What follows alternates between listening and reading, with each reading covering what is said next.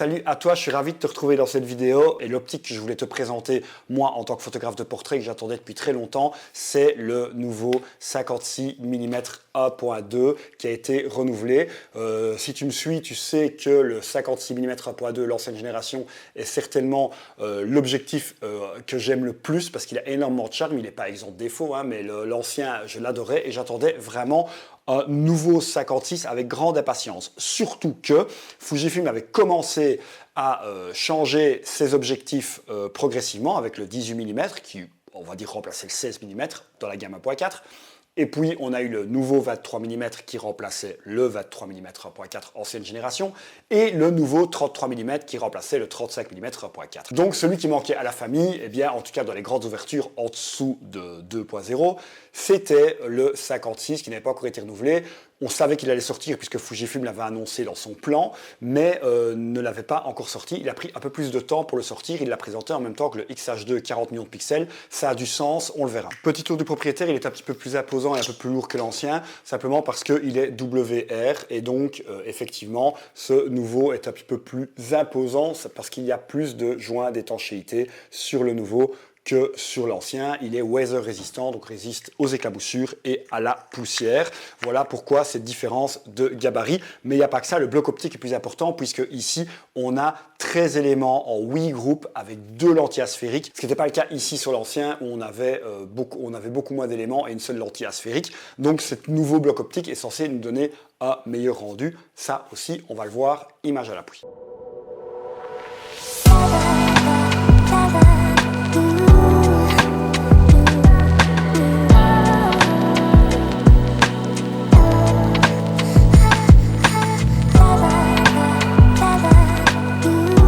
Ça a presque été une copie sans faute de Fujifilm depuis le début sur le renouvellement de sa gamme à grande ouverture à focale fixe. Ils n'ont raté pratiquement aucune optique plus réactive, plus piquée, meilleur bokeh. Vous pouvez aller voir les tests que j'ai fait sur chacune de ces optiques. Je vous mettrai les liens ici en bas de la vidéo. Et donc, le 56, on l'attendait vraiment avec impatience. Parce que comme je vous le disais, cet ancien 56 que voici, je l'adorais, mais il n'était pas exempt de défauts. Un autofocus assez lent, en 1.2, beaucoup de charme, mais très peu de piqué, et beaucoup d'aberrations chromatiques, en tout cas en contre-jour, en backlight, des photos d'ailleurs que je fais énormément. Donc voilà, il avait beaucoup de charme, mais il n'était pas parfait, et on espérait vraiment tous que ce nouveau 56 que voici, que ce nouveau 56 allait vraiment corriger la donne et tous les défauts de ce 56 mm. Je vais directement répondre à beaucoup de critiques qui ont eu lieu sur ce nouveau 56, surtout au niveau de l'autofocus. Donc je ne vais pas tourner autour du pot, effectivement, ce nouveau 56 a un moins bon autofocus que tous les nouveaux objectifs de la gamme 18, 33, 23, simplement parce qu'il n'a pas le même moteur de mise au point, il a gardé le vieux moteur de mise au point qu'il y avait déjà sur la première génération du 56, donc ça c'est un peu dommage.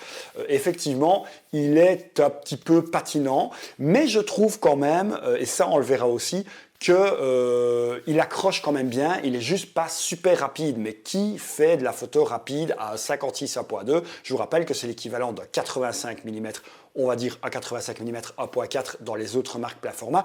Donc en gros, ce n'est pas des optiques avec lesquelles on fait des cibles en mouvement, c'est vraiment une optique de portrait pur. La rapidité, la vitesse d'autofocus, pour moi, n'est pas une donnée, en tout cas, qui va rentrer en compte dans mon choix d'objectif. Donc, en gros, effectivement, ils n'ont pas intégré la dernière génération de moteurs de mise au point, mais il fait quand même bien le travail et on verra ici pour les photos que c'est pas si mal que ça. Moi, ce qui m'intéresse, c'était de comparer entre les deux le piqué, le bokeh et l'aberration chromatique, bref, ce qui nous intéresse vraiment dans le milieu du portrait. Parce que Fujifilm l'a vraiment mis l'accent là-dessus. Ils ont vraiment essayé d'améliorer tous ces points. On verra s'ils y sont arrivés image à l'appui, mais c'est vraiment donc là-dessus qu'on les attendait. Et pourquoi est-ce qu'ils l'ont sorti maintenant en même temps que le XH2? Simplement parce que cet objectif montre, en tout cas toujours d'après Fujifilm, montre vraiment tout ce dont il est capable sur le nouveau capteur 40 millions de pixels du XH2 qui va être décliné sur d'autres appareils. Donc en gros, sur la nouvelle génération de capteurs,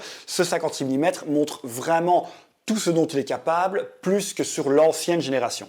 J'ai donc décidé de comparer ces deux objectifs, évidemment, sur le nouveau 40 millions de pixels de X-H2, mais évidemment, on va voir s'il y a quand même une différence sur l'ancienne génération. Donc j'ai évidemment fait des photos sur le X-T4 avec les deux objectifs. Parce que toute la gamme d'objectifs renouvelés de chez Fujifilm a été pensée, 18, 23, 33, ont vraiment été pensés pour ce nouveau capteur 40 millions de pixels inauguré par le X-H2. Mais on voit quand même des énormes différences déjà sur l'ancienne génération avec le X-T4 par exemple. Donc il est fort à espérer qu'effectivement les améliorations, on les voit également sur l'ancienne génération avec le XF56. Ce dont on va essayer de répondre ensemble, c'est si vous restez sur l'ancienne génération, imaginons que vous ayez un XT4, un XT32 ou un X Pro 3, et que vous hésitez entre l'ancienne génération du 56 ou la nouvelle, ou vous avez l'ancienne génération et vous hésitez à la renouveler, on va voir si ça vaut le coup. Et puis, on regardera si vous décidez d'acheter un nouvel appareil Fujifilm à 40 millions de pixels comme le X-H2. On va voir là par contre si vous pouvez quand même toujours utiliser votre ancien 56 1.2, il fonctionnera, ça je vous rassure, ou si vraiment il y a un gouffre de différence et que là avec le 40 millions, il n'y a plus du tout match et il faut absolument prendre le nouveau 56. Tout ça, on va essayer d'y répondre sur le PC. Ok, donc sur le PC ici, on va essayer de constater les améliorations que Fujifilm a apportées sur son nouveau 56 par rapport à l'ancien. On va d'abord regarder avec ma traditionnelle photo de l'horloge que vous connaissez maintenant, qui permet de voir quand même pas mal de choses. C'est pas un test labo, mais ça permet d'avoir pas mal d'enseignements sur un objectif avec cette photo. On va voir uniquement d'abord sur le X-H2 les améliorations qu'on a. Et si on constate des améliorations, j'espère qu'on va en constater, on comparera après avec le X-T4, voir si on a les mêmes améliorations, si on en a un peu moins ou si on n'a pas du tout, selon la génération de capteurs que nous avons. Voir si en fait, si vous avez un appareil de la génération précédente, si vous allez pouvoir bénéficier des mêmes améliorations apportées au 56 ou s'il vous faut absolument un appareil de nouvelle génération. Donc des photos prises en 1.2, ici dans les mêmes conditions. À gauche, nous avons l'ancien 56 mm et à droite, nous avons le nouveau 56 mm. Même sans zoomer, on voit déjà une différence ici dans le bokeh et dans la qualité du backlight là-bas. On va quand même zoomer pour aller voir de plus près. On voit ici qu'on a beaucoup plus de défauts dans le bokeh sur l'ancien que sur le nouveau ici à droite. On a un peu plus de lamelles, je vous rappelle, hein, au niveau du diaph du nouveau 56, ce qui normalement lui apporte un bokeh un petit peu plus rond. Alors là-dessus, c'est pas vraiment criant. On a quand même toujours de l'ovale ici sur la gauche. C'est un petit peu quand même un petit peu plus lisse sur les côtés. La grosse différence aussi qu'on voit si on reste sur le bokeh, c'est l'enseignement sur l'aberration chromatique, puisqu'on a vraiment ces bords verts là-bas qui sont typiques de l'aberration chromatique, qui pourront donc être beaucoup plus accentués sur des photos en backlight de portraits, etc. Donc là, on sait déjà qu'on risque d'avoir ce problème sur l'ancien. On l'avait, on le sait, et on l'a beaucoup moins, on l'a plus du tout d'ailleurs, sur le nouveau.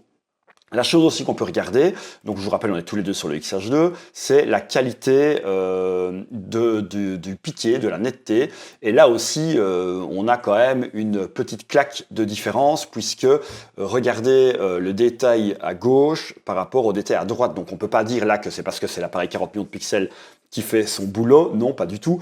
On a quand même un autre avantage à utiliser le nouvel objectif, puisque c'est beaucoup plus net en 1.2, je vous le rappelle, avec le nouveau 56 qu'avec l'ancien. Donc on gagne énormément en piqué sur le nouveau 56 par rapport à l'ancien. Donc ça, c'est un bel enseignement également. À savoir aussi, et là je vais repasser peut-être ici en photo unique. Si je prends la dernière photo qui est ici, ça c'est intéressant. Donc si on va comparer avec celle-ci par exemple avec l'autre, c'est qu'ils ont réduit considérablement aussi la distance de mise au point sur le nouveau. Donc Fujifilm annonce même qu'on peut faire du pack shot avec le nouveau 56, ce qui n'était pas du tout le cas de l'ancien, ce qui explique également qu'on a un objectif qui est plus piqué, qui a un meilleur bloc optique pour ça, parce que si on veut faire du pack shot, il faut du détail, et on le voit. Hein, j'ai pu m'approcher vraiment de mon sujet et pouvoir faire la mise au point, ce qui était impossible avec l'ancien. L'ancien, ici, je suis à fond, je ne peux pas m'approcher plus. Donc regardez la différence avec le nouveau. Donc ça permet vraiment d'aller chercher le sujet beaucoup plus près. Et donc, en plus d'avoir du détail, d'aller encore accentuer mon bokeh pour ceux qui sont amoureux du bokeh, puisque si je m'approche de mon sujet en gardant la même focale, eh bien, on sait qu'on va accentuer, donc réduire encore la profondeur de champ et accentuer l'effet bokeh, surtout si on a un objectif qui est fait pour ça. Et donc là, on le voit bien, ça aussi c'est un enseignement de savoir que cette zone de mise au point a été réduite et donc ça permet d'avoir pas mal d'avantages sur le piqué et sur le bokeh et la réduction de la profondeur de champ. Alors maintenant, ce qui est intéressant, ce que je vous disais tout à l'heure, c'est de voir si cette amélioration, ces améliorations nettes que nous avons pu constater sur le XH2, ok, j'ai un XT3, j'ai un XT4, j'ai un capteur d'ancienne génération, est-ce que je vais y gagner vraiment à passer sur ce nouveau 56? Cette question se pose d'autant plus si vous avez l'ancien déjà à la maison, puisque si vous ne l'avez pas du tout et que vous voulez passer à 56, à terme, il n'y aura plus d'anciens sur le marché, il n'y aura plus que des nouveaux, donc la question ne se posera pas. Mais si vous avez l'ancien, est-ce que vous devez faire le changement? Eh bien, quand je lance la comparaison, effectivement, on va constater également les mêmes améliorations sur le bokeh, hein, on va toujours avoir moins de défauts, pratiquement pas de défauts à l'arrière, donc ça c'est clairement de l'optique, donc ça n'a rien à voir avec l'appareil photo, donc c'est tout à fait normal qu'on gagne ça même si vous avez un XT4 et pas un XH2, ou un XT3 ou même un XT2, vous verrez une différence, et effectivement l'aberration chromatique qui a disparu, quelle que soit aussi la génération de votre appareil et de votre capteur, heureusement aussi, puisque c'est purement de l'optique. Là, ce qui va être intéressant maintenant, c'est de voir si ce cap de piqué, on l'a toujours. Alors, normalement, oui, puisque, comme je vous l'ai dit, on a normalement un bloc optique qui est meilleur, mais est-ce que la différence va être aussi marquée sur un XT4 que sur un XH2? Eh bien, on va le voir ici.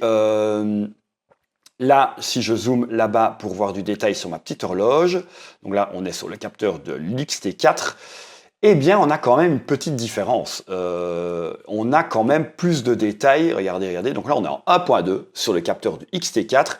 Et c'est quand même une différence qui est assez marquée. Alors elle est moins marquée, effectivement, que sur le XH2.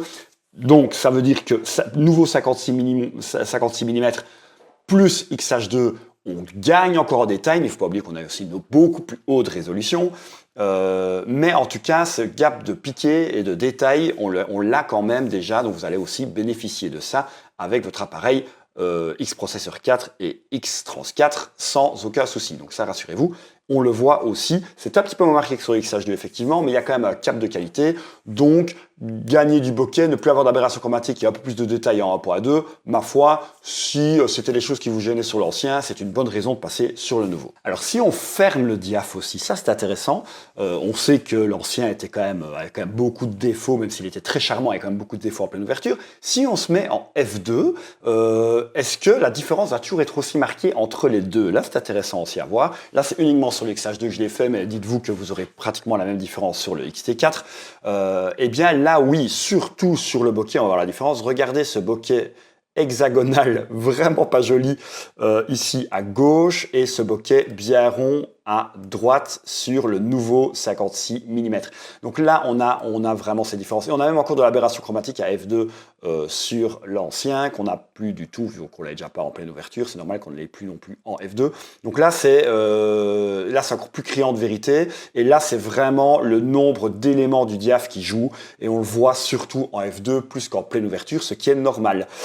Et alors, au niveau du détail, on sait que le 56 ancienne génération était déjà vraiment meilleur en F2 par rapport au 1.2, mais on a quand même sur un cap de qualité. Regardez ici à gauche l'ancien et à droite le nouveau, eh bien il y a toujours plus de détails. Regardez là ici au-dessus, on a quand même toujours beaucoup plus de détails là au-dessus que ici sur l'ancien 56 mm. Donc même à F2, on voit ces différences de qualité. Donc il y a vraiment une amélioration qui a été faite par Fujifilm sur tous ces points-là sur l'objectif. C'est intéressant aussi de le comparer sur du portrait, parce que c'est très bien de le faire comme ça sur une petite horloge, mais dans la vraie vie, hein, donc dans le métier que je fais.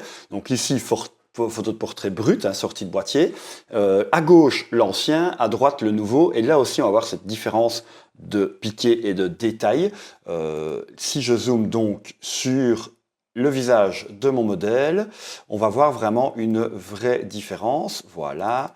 Et ici, là-bas. J'espère que ici sur YouTube vous voyez bien, mais en tout cas voilà, ici on a quelque chose quand même qui est quand même moins net sur le visage au niveau des yeux, etc.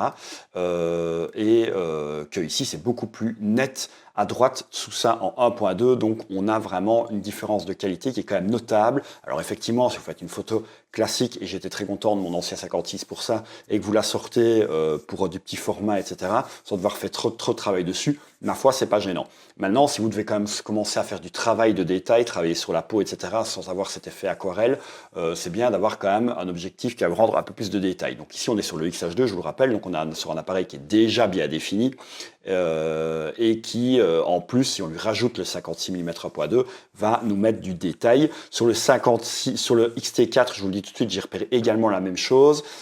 Évidemment, on a un peu moins de résolution, donc un peu moins de détails, mais on a cette sensation de piqué et de netteté quand même en cap, que ce soit sur le XT4 ou sur le XH2. Donc voilà, on a vraiment quand même cette différence, même en milieu de portrait. Une dernière chose que je voulais vous montrer, parce que c'est une chose qui a été énormément critiquée, une déception dans le milieu des Fujistes qui attendaient 56 mm, c'est Bardaf, ils n'ont pas mis le nouveau moteur de mise au point qui se trouve sur la nouvelle génération d'objectifs, et pas que, il y avait déjà des objectifs d'ancienne génération qui avaient un meilleur autofocus que l'ancien 56 mm. On se disait, sur le nouveau, ils vont l'améliorer, c'est certain, surtout que l'autofocus de toute la nouvelle gamme en grande ouverture 1.4 a été amélioré par Fujifilm, et Bardaf, déception totale, des pleurs dans les chaumières. J'ai vu vraiment des commentaires de dingue sur l'autofocus de 56, qui disait que malheureusement, pas de nouveau moteur de mise au point, c'est catastrophique, etc. Il n'y a pas d'amélioration. Alors effectivement, c'est pas son point fort. C'est pas son point fort et on s'en tape.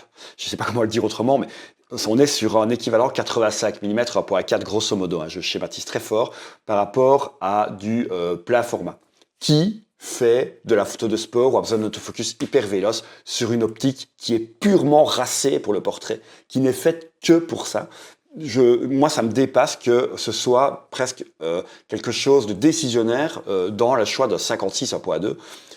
Voilà, donc alors effectivement l'ancien patinait fort, mais moi j'ai quand même constaté qu'on avait une différence quand même entre les deux et que le nouveau s'en sortait mieux. Alors par quelle magie, sorcellerie, j'en sais rien, vu qu'effectivement le moteur n'a visiblement pas été amélioré, peut-être que c'est dans la finition globale de l'objectif qui fait que l'appareil peut, avec la lumière qu'il reçoit, peut mieux comprendre où il doit faire la mise au point, j'en sais rien, mais en tout cas j'ai repéré vraiment une amélioration. Alors elle n'est pas flagrante, mais j'ai moins ces avant-arrière et ces patinages que j'avais avec l'ancien par rapport au nouveau. Il n'est pas plus rapide quand ils accrochent tous les deux.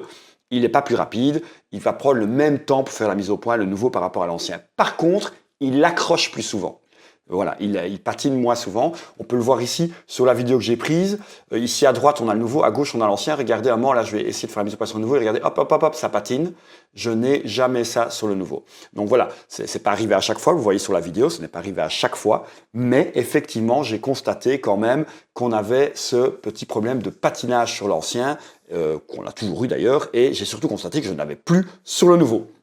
Voilà, donc c'était juste ces petites mises au point par rapport à l'autofocus. C'est pas un grand test scientifique, mais on a quand même cette petite différence qu'il fallait quand même souligner parce que j'ai vraiment vu, j'ai l'impression que tout était remis en cause, que ce nouveau 56 mm était à mettre à la poubelle à cause de ce moteur de mise au point qui n'avait pas été mis à jour, alors qu'il a plein d'autres qualités. C'était un peu dommage de s'arrêter à ça. Et en plus, quand on regarde, bah, effectivement, elle s'est prise sur le XT4 en plus là, c'est pas pris sur le XH2, donc c'est pas l'appareil des deux qui a la meilleure mise au point. Et pourtant, ça fonctionne mieux avec le nouveau qu'avec l'ancien 56.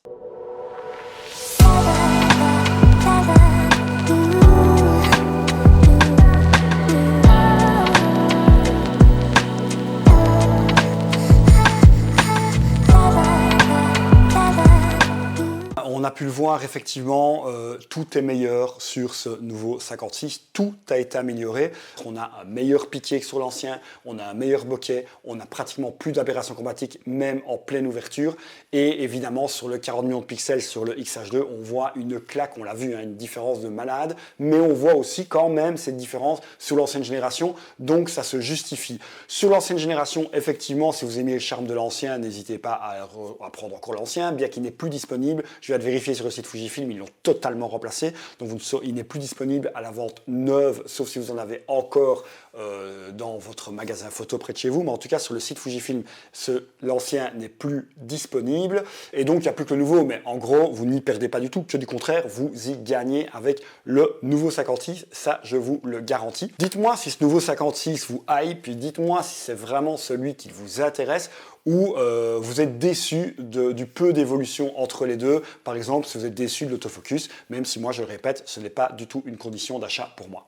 En tout cas, animez évidemment le débat en commentaire. J'essaierai évidemment de répondre à tout. N'hésitez pas à activer la petite cloche, à vous abonner si ce n'est pas encore fait, à mettre des pouces bleus et à aller voir ce que je fais sur mon compte Instagram. Ça me ferait vraiment plaisir. Le lien est juste ici en bas de la vidéo. Merci beaucoup d'avoir suivi cette vidéo et à très vite. Salut!